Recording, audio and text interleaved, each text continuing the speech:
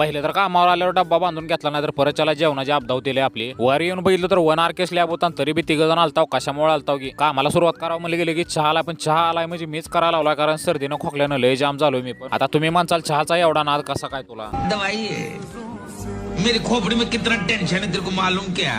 दवाई है रे. आता फॅन बॉक्सचा चिकट टेपनं कसा पॅक करायचा ते दाखवतो बघा तुम्हाला.